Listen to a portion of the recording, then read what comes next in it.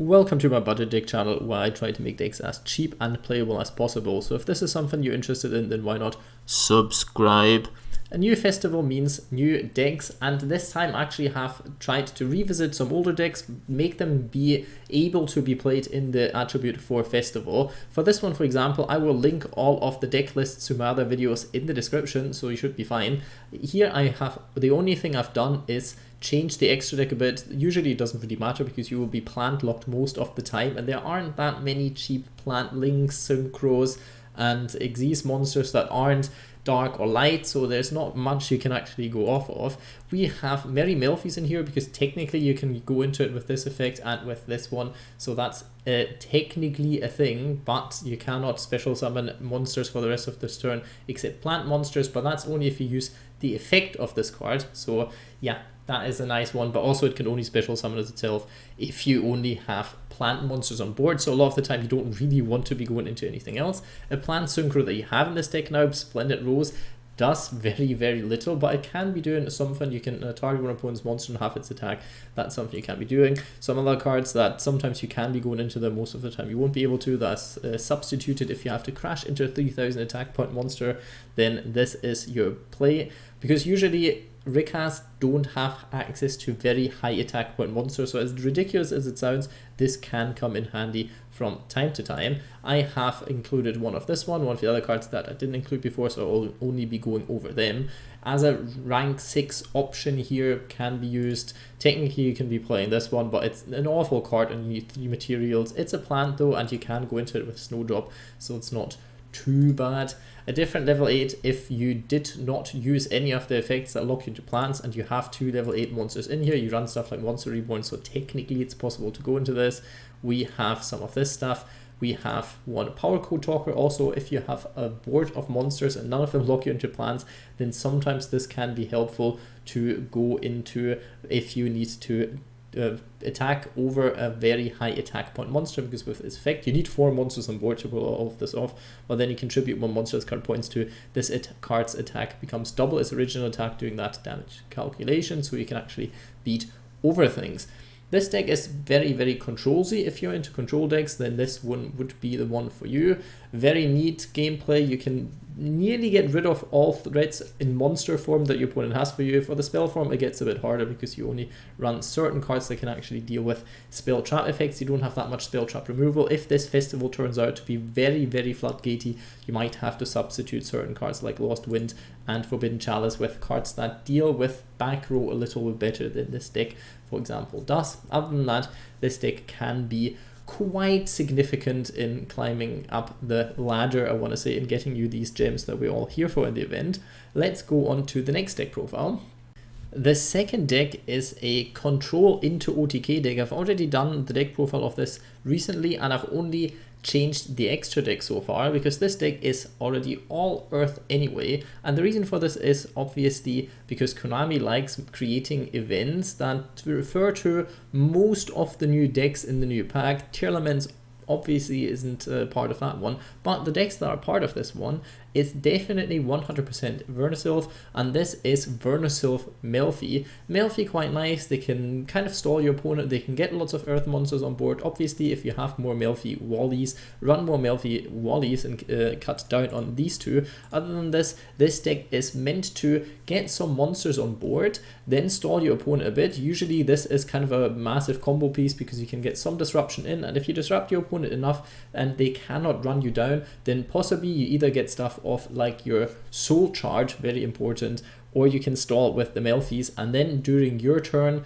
you can OTK them with your field spell with this one and with the whole effects of all of the Vernusylph. Not the best deck in theory for this whole festival, but it does stuff, and if you've opened the new pack, then this deck will do quite a lot. For the extra deck, I have substituted some cards. I've run 2 Crumble logos now because it does come up more often. I had to fill the extra deck slots. Other than that, I decided to run with things like Agaga Samurai, Heartland Draco, Firefighting the Rumor Doll, because you do have Beast and it might come up. You can send your traps to the graveyard, then especially this one isn't too bad because you do not have to target one face up, 1 on each field, just 1. This one can come up, not really good.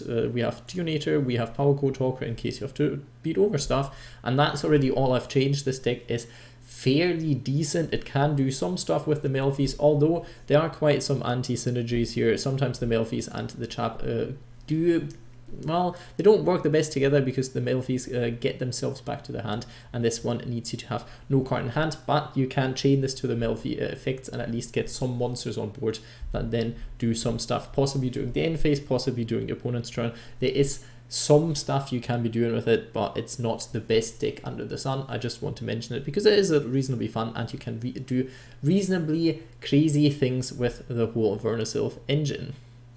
The next one is another Earth deck, but for budget reasons, not a full Vernusylph combo or anything. It is actually Infinitrack Ancient Gear with some slight changes from actually deck profile. I've had to take out some extra deck cards. I think the worst one to take out that hurts the deck at least a tiny bit, but you couldn't overly go into it all that much anyway, is the massive Ancient Gear one. Sadly, we don't have the it takes 5 or 4 materials, the mega massive golem. We do not have that, and Zeus isn't in here, so this one is basically only for having 2200 attack damage to the face, but it still isn't a bad deck in general. We have swapped out some, I think one of the Crusher runs and one of the Ancient Gear box, because Ancient Gear box isn't as important now with the effect, because technically it doesn't really matter too much now, because you don't need to have that many Ancient Gear monsters in your hand in the end phase, because you can't really go into the other effect. It doesn't really matter. You could cut any other card if you feel like you still need 2 of them.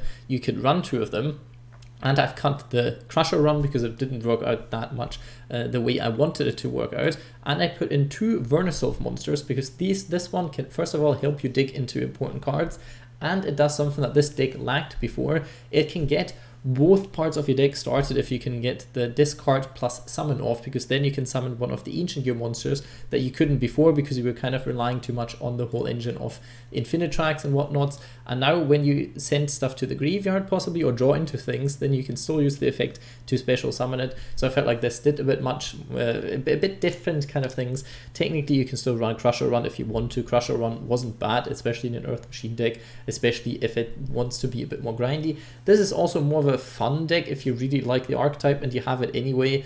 It can pull up something, but there's definitely better decks in this festival, and I saved the best 2 for last.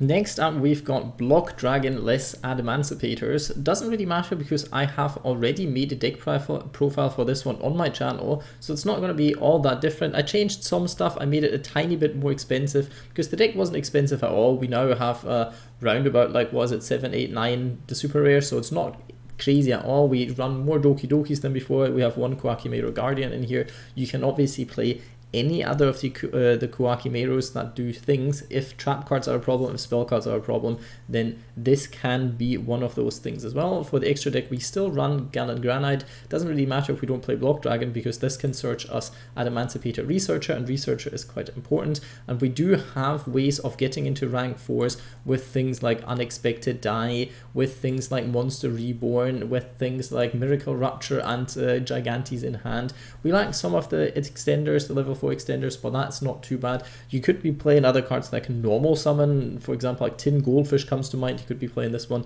if you feel like you need more level 4 extenders, because this then can get you Adamancipator plays started, and your Adamancipator plays are where you want to be, and then you can slowly outgrind your opponent a little bit. It's not anywhere near the Adamancipator variants that are super oppressive, because you can see the extra deck not crazy, a few ultra rares here and there, but nothing too scary. It is. Let's just go quickly over the extra deck because there will be some new cards. 1 Stardust Charge Warrior, don't really need it, but it's in here. We have this, we have this, we have Cat Shark plus Crumple Logos in case you have for some reason other Xyz in here that you want to boost. For example, Gallant Granite you can boost if you have the 2 level 2s, because you do run multiple level 2s in this version, so it does, well, it can come up at least. Doesn't come up too crazy often. Some rank 4s, but you can play whatever you have. We have the Prank Kids engine. To know what I'm talking about with this one, you might want to check out my deck profile. We have these kind of cards. I think this one is the main one that's becoming well, more important, this one isn't so important in this specific deck profile. We have Geonator Transverser, we have Powercore Talker, and I splashed in one Appaloosa in here because there weren't really any Ultras in here in this deck profile, and sometimes you need a strong link. 4 Access Code Talker works as good because even without Appaloosa, you will be ending on some boards that do some things. Sometimes you just don't have anything else you can go into, then you might want to make a 3 or 4 material Appaloosa. Usually you don't really want to because the Adamancipator traps do some stuff, but it's technically there's a possibility that next turn you could be doing these kind of things, but Access Code Talker might be better. But I think Access Code Talker is actually a dark monster, so you can't use this, so Appaloosa works pretty fine with this one. This deck is more combo oriented. If you like combo decks a bit more, still an Earth deck, weirdly.